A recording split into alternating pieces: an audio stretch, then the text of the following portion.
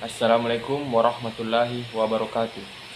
Perkenalkan, nama saya Muhammad Muadz, NIM 200250502042. Program studi Teknik Informatika, Fakultas Ilmu Komputer, Universitas Tomakaka Mamuju. Di sini saya akan memaparkan materi tentang jenis-jenis sistem informasi dari dosen pengampu Muhammad Agus Eskom, MM. Sistem informasi adalah kombinasi dari teknologi informasi dan aktivitas orang yang menggunakan teknologi itu untuk mendukung operasi dan manajemen. Dalam artian sangat luas, istilah sistem informasi yang sering digunakan untuk merujuk kepada interaksi antara orang, proses algoritmik, data, dan teknologi.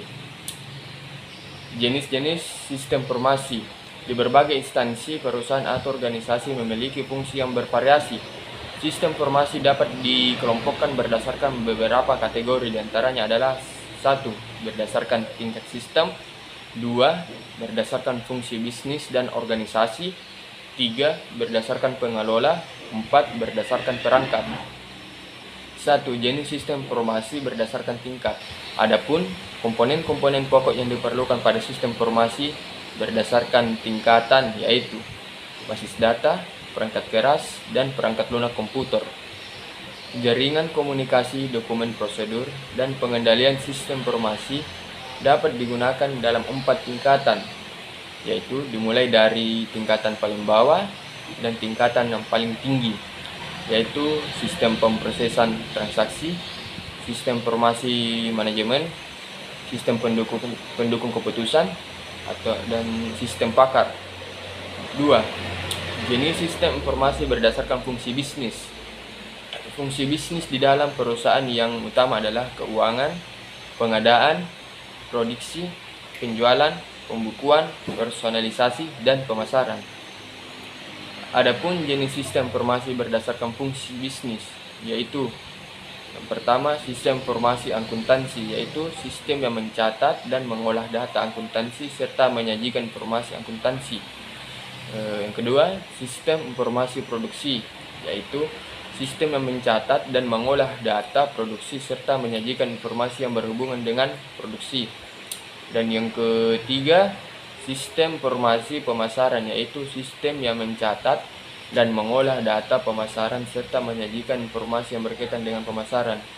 Keempat, sistem otomatisasi yang TOR, yaitu merupakan sistem informasi yang bertujuan untuk mempermudah dan mempercepat berbagai pekerjaan yang berhubungan dengan keinginan kantor. Dan yang bagian 3, jenis sistem informasi berdasarkan lingkup penggunaan. Dan yang pertama itu ada sistem informasi personal, adalah sistem informasi yang digunakan oleh perorangan untuk memahami kebutuhan pribadinya. Di bagian kedua, sistem informasi tim adalah sistem informasi yang digunakan oleh sekelompok orang untuk mengajarkan pekerjaan secara bersama-sama. Di bagian 3, sistem informasi perusahaan adalah aplikasi yang digunakan oleh seluruh elemen perusahaan. Keempat, sistem informasi pemerintah adalah aplikasi yang disediakan oleh pemerintah kepada warga atau masyarakat untuk menikmati layanan pemerintah. Di bagian 6 itu, sistem informasi sosial adalah sistem informasi yang digunakan oleh masyarakat luas untuk saling bertukar informasi tentang berbagai hal yang menyangkut kehidupan bermasyarakat. Di bagian 4 itu ada jenis sistem informasi berdasarkan perangkat, yaitu pertama, sistem informasi berbasis PC, yang kedua, sistem informasi berbasis mobile, yang ketiga, sistem informasi berbasis web. Dan di bagian B itu ada jenis keputusan. Keputusan terstruktur adalah keputusan yang paling sering terjadi di dalam suatu perusahaan atau organisasi. Di bagian C itu ada sistem pemrosesan transaksi. Transaksi adalah berbagai peristiwa atau kejadian yang perlu dicatat oleh perusahaan.